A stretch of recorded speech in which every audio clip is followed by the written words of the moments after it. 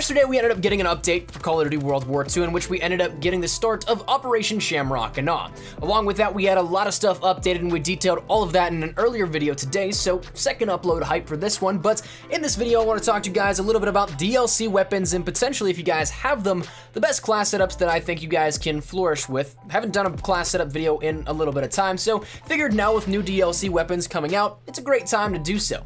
Now, with that said, I actually ended up getting incredibly lucky because I just barely had enough armory credits for the SMG, and I actually got the LMG randomly out of just one of, I think, 5 or 6 supply drops that I ended up opening that I had saved up from before the event. So luckily enough for me, I ended up getting both of these here, so I played around a little bit with these all today and tried out a bunch of different scenarios. So I think I came to the conclusion that I have a class setup for each of these that you guys can definitely do well with, and therefore just wanted to share it with you guys. So as always with these kind of things, they're all just completely subjective. If you want to change something out, feel free to, but also if you guys decide to use these, let me know how you do with them, because I always love hearing your thoughts and feedback on this, and I love getting your opinions on some stuff that I play around with that maybe works well for you. So feel free to drop that. We'll start a conversation in the comment section down below.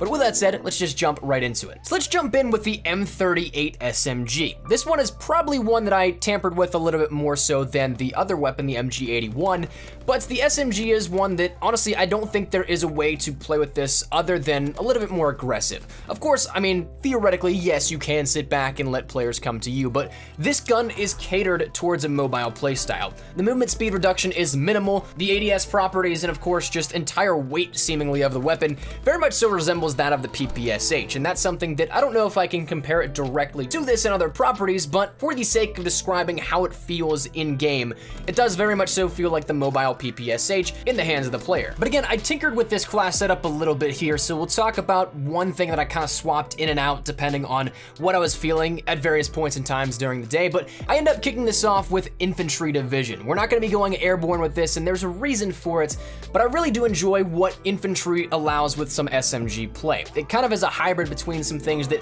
really can help you stay alive longer and also a little bit more of a more methodical version of rushing than just simply running into an area and risking being gunned down. Infantry allows you to have extra mags, an extra attachment, and the strafing speed increase. And that's one thing that is very important to me as a player. I love to be able to strafe and have my movement not really decreased all that much, if at all. And so therefore, once again, coming back to that methodical type of play, I can have my gun up, ready to go for a gunfight instead of just running in, guns a-blazing, and potentially lose a streak that I'd be on.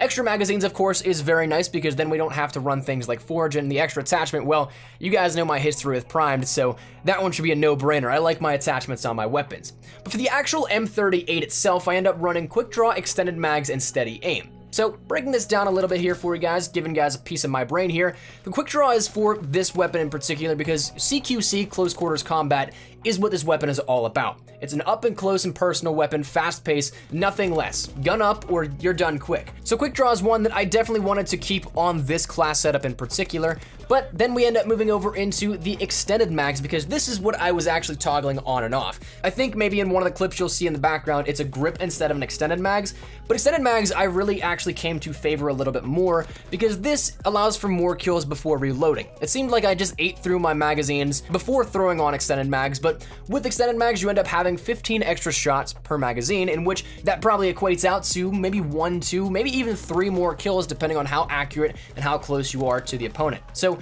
it's one that I think, once again, can be switched out if anything else, but it definitely does help.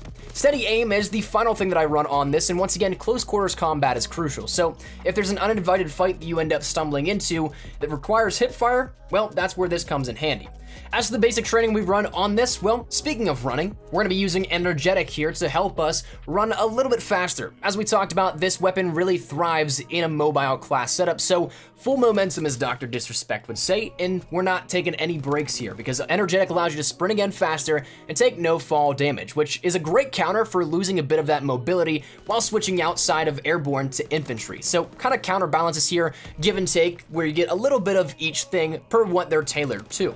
So then we end up running, to finish off the class setup, a machine pistol with no extended mags. I actually didn't have it on in the gameplay, but I normally do. That's something that you get the attachment as is, so why not just throw it on? And then the frag grenade as well, as we always do, simply because I love to flush out an enemy or get a free kill off of them if I know where they are. Moving over into the second class setup, the MG81. I'll be totally honest with you, this thing really surprised me. I'm not an LMG player, but I fell in love with this weapon. It is a great one and one that I definitely recommend. So this class setup, definitely try it out if you have the option to. But again, as with what we did with the M38, we're not running the weapon in its native division. We're not gonna be using armored here for this one. Instead, we're gonna be once again using infantry for the same reasons. Extra magazines, extra attachment, and the strafing speed increase. And this actually allows this to be a rather mobile setup for an LMG, something that normally does not have a mobile feel. LMGs in this game are very clunky and very bulky and really weigh down your movement. But with infantry, it allows to counterbalance that a little bit and make it a little bit more mobile than an LMG normally would be. But if you guys remember back to the Lewis, well, that was something we talked about. That thing was a top tier weapon. This is what the Lewis was, especially in this class setup, because it melts and it's very mobile. So on the actual MG81 itself, I end up running grip, steady aim, and rapid fire. Grip, obviously, to kind of negate any sort of recoil that may end up happening, and the recoil itself, as is very standard and very easy to control on the base weapon, but grip allows it to become almost non-existent. So that's something that I definitely like to throw on here at this one. Steady aim, again, same with the M38. Sometimes there are people that like to get up in my business, and I don't like that, so I'm gonna gun them down from hip firing, and that allows me to have a better chance at that gunfight. Now, rapid fire, this is probably the most important thing on this weapon setup in particular. As with the Lewis, it does not have the greatest fire rate. If you were to stack it up directly to a rifle or an SMG, it'd be outclassed almost 2 to 1. So that said, with a rather slow fire rate, it makes it not only easy to control, but it also offers up some of the hindrances of the weapon that make it not the greatest compared to others. But if you throw on rapid fire, it evens that out, makes it almost as accessible as some of the rifles in World War II, and therefore it really bumps this up to the next level. So that's probably the biggest thing that I can say to use here on this class setup in particular, and you definitely will not regret it. Now, as for the basic training, I end up using Hustle simply because it's much needed with LMGs. If you guys know how the LMGs work, well, the reloads are obviously poor, but while optimizing this class setup for a more mobile setup on the LMG side, this is a must. And granted, 60 rounds standard is nice for the weapon and all, but you will come at times when you have to reload. If you string 4, 5, 6, 7 kills together, that's something that you can do that realistically before you have to reload, but you're gonna end up having to do it at some point in time. So Hustle is definitely gonna make that a lot more accessible, and of course, being able to do that while on the go as the secondary effect of Hustle, definitely a nice option for this class setup. Now again, as with all my other class setups, just because I don't really use them, Machine Pistol and the MK2 Frag Grenade are what close off this class setup. Now the biggest question that I came to ask myself after making these and playing with these all day since I ended up getting them is, was it worth it? And now I'm a little bit biased because that's something that I really like having every single weapon in the game, and I actually don't have the 2 pistols at the moment, and that's kind of slightly driving me crazy, but again, we'll get past that. But for you guys, if you don't have these weapons, are they worth it? Well, I think it really comes down to each individual playstyle because, like I said, the M38 is a very mobile weapon, but then again, the MG81 is just a powerhouse that if you play it properly, you can play it in almost any single playstyle that you may come across. Like me, I'm of course not an LMG person by any means. You'll rarely catch an LMG gameplay here up on the channel unless I was going for challenges, but the MG81 I actually would pick up and play again within the infantry division because it gives me that mobile controlling status of what I would do with this. I wouldn't necessarily run into a scenario with an LMG, but I can hold down sight lines and I really can keep the pressure on enemies, and it's something that does have enough mobility that I can snap to enemies with my shots and it's not really a hindrance at all.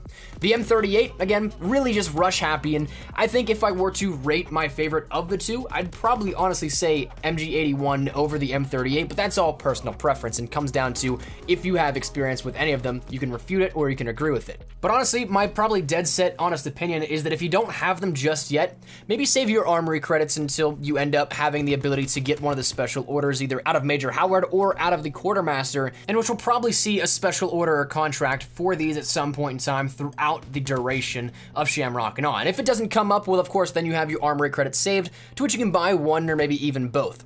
But for those of you guys that do have the weapons, give these a try. I'd love to get your thoughts and feedback down there in the comment section down below. Do you like these setups that we ended up detailing here today, or do you think they're absolutely awful, or somewhere in between? Feel free to let me know down there in the comment section down below. always love hearing your feedback on these. I love sharing these sorts of things with you guys, giving you an extension of my gameplay and seeing how it works out for you. So that said, that's where we're gonna wrap it up. Again, leave your thoughts down there in the comment section down below. Hopefully you guys enjoyed the video. If you guys did, make sure you drop a like down below. And of course, if you guys are new to the channel, make sure you guys subscribe so you don't miss a single thing regarding Call of Duty World War II here up on the channel. Best class setups, tips, tricks, news, updates, all that good stuff we got you covered here up on the channel. So if any of it interests you, make sure that subscribe button so you don't miss a single thing. And if you guys want to follow me over on Twitter, that's the best place to get connected with me outside of YouTube. Practically live on Twitter, so if you guys want to strike up a conversation, ask me a question, whatever it may be, link is down there in the description below. And finally, if you guys want to follow me over on Instagram as well, finding a little bit more active over there. So if you guys want to follow on that front, that link is also in the description below. But all that said, now I hope you guys have a fantastic day. Hopefully these class setups help you out. And of course, I will see you guys later. Mine has been Espresso. Take care and peace.